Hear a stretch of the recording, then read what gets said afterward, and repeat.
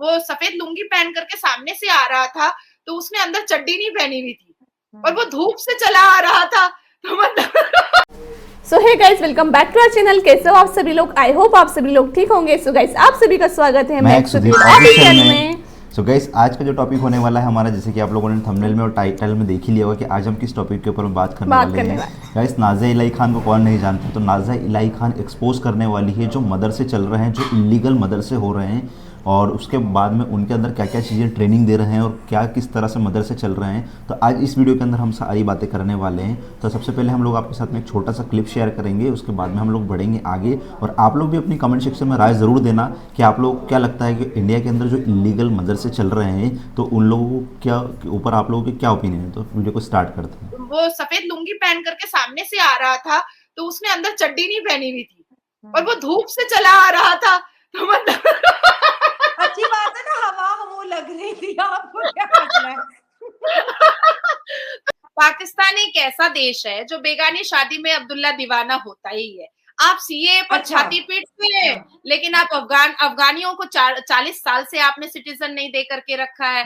आप अमेरिका से Usama bin Laden को पकड़ने के लिए ना जाने कितने अरबों और मिलियन रुपया ले लिए, लेकिन पकड़वाए नहीं। वो फिर बाद में अमेरिका को खुद ही पकड़ना पड़ा। आप तो झांसा दे करके पैसा हमें तो पता नहीं था ना उसामा बिन लादेन हमारे पास है, हमें तो नहीं पता था। ये सब कुछ मेरे सामने नहीं चलेगा, क्योंकि मेरे पास सारे इंफॉर्मेशन रहते हैं। एक बंदा तस्वीर करके शुभ करेगा ना, अगले दिन वो आपका मुरीद आपको घी भी देगा, भैंस भी देगा, बेटी भी देगा, घर भी देगा, कनीज़े भी देगी। लेकिन यार ये शुभ हमें भी सिखा दो। हम सिर्फ मुसलमानों को ये कह रहे हैं कि तुम लुंगी के अंदर चड्डी पहनो। हम मुसलमानों को ये नहीं कह रहे हैं कि तुम नमाज मत पढ़ने जाओ। हम मुसलमानों को ये कह रहे हैं कि तुम जरूर नमाज पढ़ने के लिए जाओ, लेकिन रेडिकल मत हो जाओ। हम ये मुसलमानों को ये नहीं कह रहे हैं कि तुम कुरान मत पढ़ो। बिल्कुल पढ़ो, अरे तुम नहीं पढ़ोगे तो कौन पढ़ेगा। बिल्कुल कुरान पढ़ो, लेकिन तुम जिहाद के नाम पर गला मत रेतो। हम मुसलमानों को ये बिल्कुल नहीं कह रहे हैं कि तुम टोपी मत पहनो। तुम जरूर टोपी पहनो, पर टोपी पहनाओ मत। हेलो फ्रेंड, मैं हूं शायला खान और आप देख रहे हैं मेरा खास शो डिबेट विद शायला। और आज हम एक बहुत ही अहम मुद्दे के ऊपर डिस्कशन करेंगे।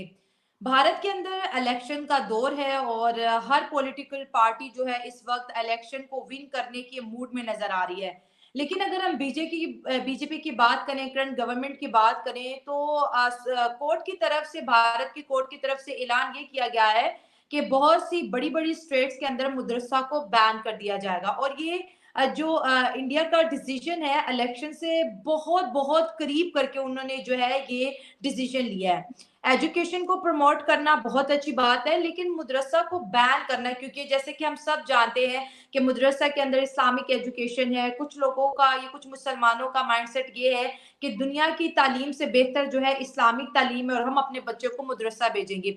लेकिन इसका साइड इफेक्ट क्या होगा? जैसे कि बहुत सी कंट्रीज, और अगर हम बात करें पाकिस्तान की, तो यहाँ पर एक बहुत ज्यादा एक बात डिस्कस की जाती है कि भारत के जो मुसलमान है उसके पास आजादी नहीं है। और अब ये जो डिसीजन आया कोर्ट की जानिब से कि हम मदरसा बैन करेंगे, मतलब डायरेक्टली और इनडायरेक्टली इस्लाम को बैन करेंगे। इस टॉपिक पर हमारे साथ डिस्कशन करने के लिए नाज़िया इलाही खान मौजूद है, और मैंने इनको आज शो पे इसलिए भी इनवाइट किया क्योंकि इस टॉपिक पर इनसे बेस्ट स्पीकर पूरे इंडिया में आपको कहीं नहीं मिलेगा। ये है, मुसलमान भी हैं, सनातन धर्म को फॉलो भी करती हैं, वकील भी हैं, और इसके साथ साथ बेशुमार जो है मुसलमानों के केसेस को डील भी कर चुकी हैं। तो ma'am, thank you so much मेरे शो को ज्वाइन करने के लिए। जय जय श्री राम, वंदे मातरम, भारत माता की जय, वालेकुम अस्सलाम रहमतुल्लाह अलैहि व बरकातुहू।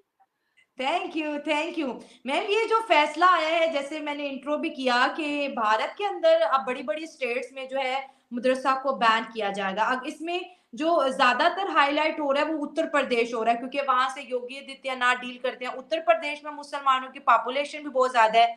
जो फिगर इस वक्त मेरे सामने आ रहा है, वहां पर जी अगर बात करें, टोटल 16,513 जो है मदरसे हैं, जिसमें 560 को गवर्नमेंट फंडिंग करती है और 8,400 जो है अनरिकॉग्नाइज्ड मदरसाज हैं।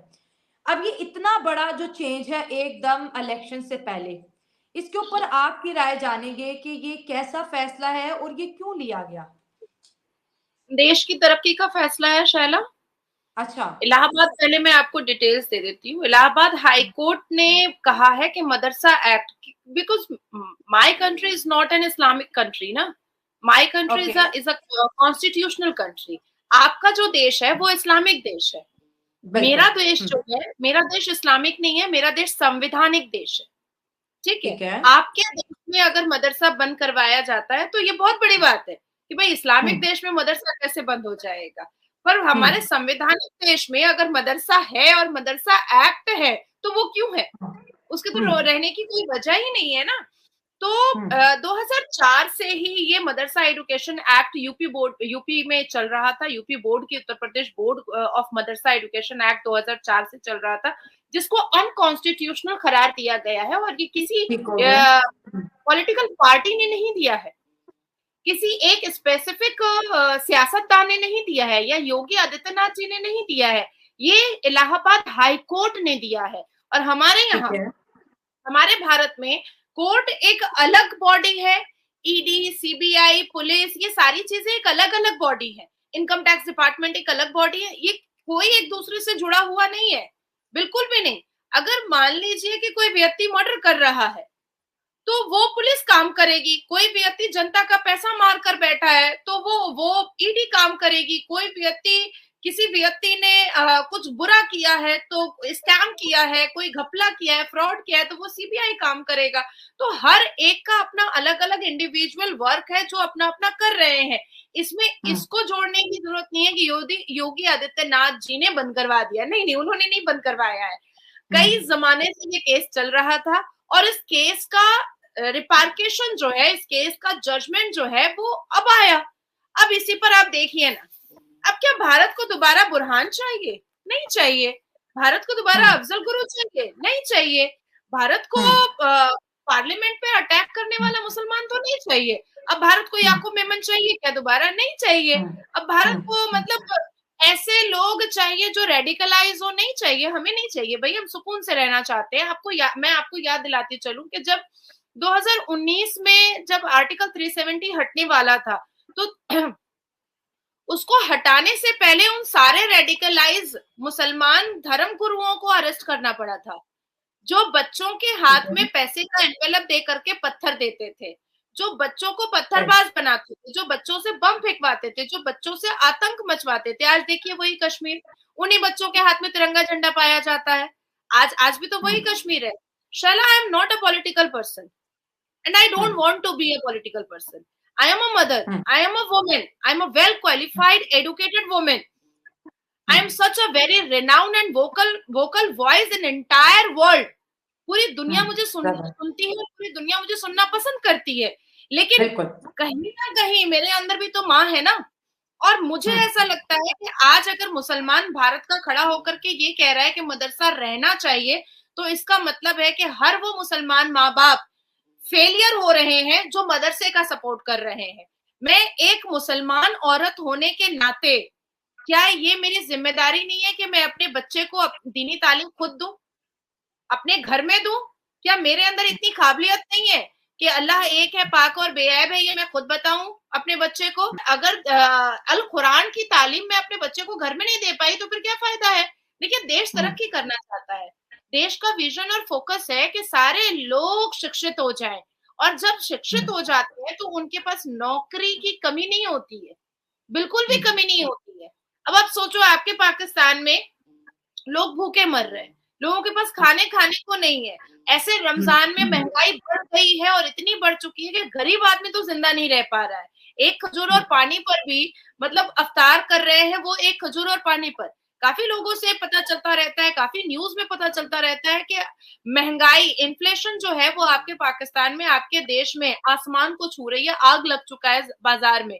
हम मुट्ठियों में अगर लेकर जाते हैं पैसा तो हम बक्से में लेकर आते हैं फल, और आप बक्से में पैसा लेकर जा रहे हैं और मुट्ठियों में फल लेकर आ रहे हैं। बिल्कुल फैक्ट है ना। नाज़िया जी, यहाँ पे एक बात है, आपने कहा कि भारत एक सेकुलर कंट्री है और मदरसा नहीं चलेगा, तो फिर यहाँ पर सवाल तो ये भी पैदा होता है ना कि भारत के अंदर गुरुकुल स्कूल भी हैं जो स्पेसिफिकली सनातन धर्म की एजुकेशन देते हैं, भारत के अंदर जो है मॉडर्न स्कूल भी हैं, तो मदरसा अगर नहीं चलेगा तो फिर गुरुकुल के बारे में भी कोई कानून आएगा कि गुरुकुल भी नहीं चलेंगे? नहीं, गुरुकुल में ऐसा है कि एकेडमिक क्वालिफिकेशन दिलाई जाती है। और मैं आपको फिर से याद दिला दूं शैला, कि हमारे भारत के प्रधानमंत्री ने अपनी स्पीच के द्वारा कहा था कि जितने भी मुसलमान हैं वो अपने एक हाथ में कुरान और दूसरे हाथ में कंप्यूटर ले लें। हम ये कभी नहीं कह रहे हैं, हम मुसलमानों को ये नहीं कह रहे हैं कि तुम लुंगी मत पहनो। हम सिर्फ मुसलमानों को ये कह रहे हैं कि तुम लुंगी के अंदर चड्डी पहनो। हम मुसलमानों को ये नहीं कह रहे हैं कि तुम नमाज मत पढ़ने जाओ। हम मुसलमानों को ये कह रहे हैं कि तुम जरूर नमाज पढ़ने के लिए जाओ, लेकिन रेडिकल मत हो जाओ। हम ये मुसलमानों को ये नहीं कह रहे हैं कि तुम कुरान मत पढ़ो, बिल्कुल पढ़ो। अरे तुम नहीं पढ़ोगे तो कौन पढ़ेगा? बिल्कुल कुरान पढ़ो, लेकिन तुम जिहाद के नाम पर गला मत रेतो। हम मुसलमानों को ये बिल्कुल नहीं कह रहे हैं कि तुम टोपी मत पहनो। तुम जरूर टोपी पहनो, पर टोपी पहनाओ मत। हम मुसलमानों को जरूर ये बिल्कुल नहीं कह रहे हैं कि तुम बच्चे ज्यादा मत पैदा करो। बच्चे जरूर पैदा करो। अरे अरे अगर हिम्मत है तुम्हारी बीवी में तो तुम 50 बच्चे पैदा करो, लेकिन उन बच्चों को पैदा करके होगा क्या जो पंचर की दुकान में काम करेंगे, जिनकी जिनकी सेहत तुम अच्छी नहीं रख सकते हो, जिनको तुम शिक्षित नहीं कर सकते हो, तुम जिसका मुस्तकबिल और फ्यूचर नहीं बना सकते हो, तुम जिसको पढ़ा लिखा करके एक बड़े ओहदे पर नहीं बैठा सकते हो। तो ऐसे 50 बच्चे पैदा करके तुमको क्या करना है? तुमको औरंगजेब की तरह जंगे तो नहीं लड़नी है। तुमको बाबर की तरह किसी को फतह तो नहीं करना है। एक व्यक्ति, एक मुसलमान परिवार या एक हिंदू परिवार या एक सिख परिवार या एक जैन परिवार क्या चाहता है? कि हम और हमारे बच्चे और हमारा परिवार खुशी खुशी अपने संसार में रहे। यही चाहता है ना?